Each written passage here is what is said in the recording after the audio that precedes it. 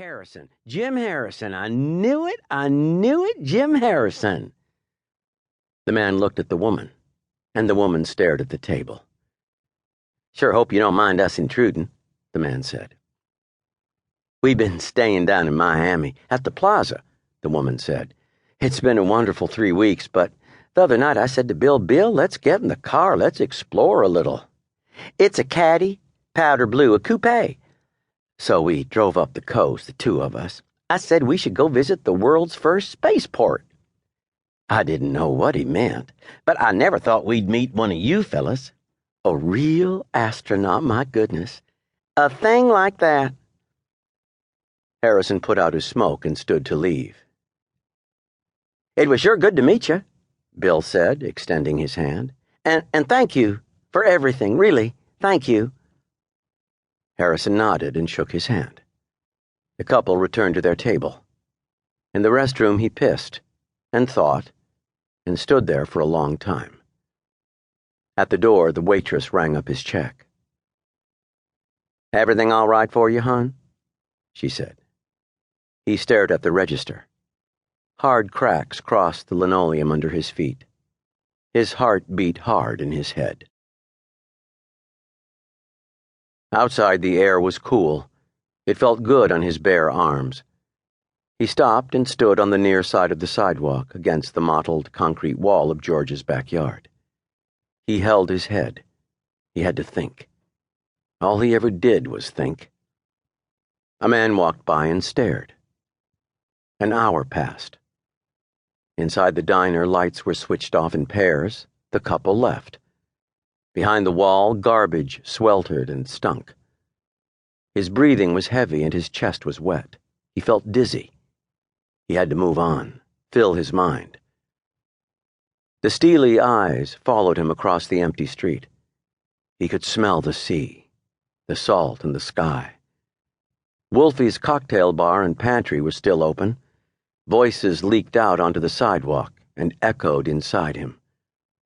He walked on, past waiters, licking spoons, clearing tables, past bars closing up. Air conditioning units clung to gloomy walls, whining melancholic laments to men not yet home. The wind was hard with salt. The moon curled large and still. He reached Walt's bar and stopped. He felt tense. Christ, he thought, I need to walk. I need to get to bed. He got back to the motel at 2. There were still people by the pool, girls mainly, a few men.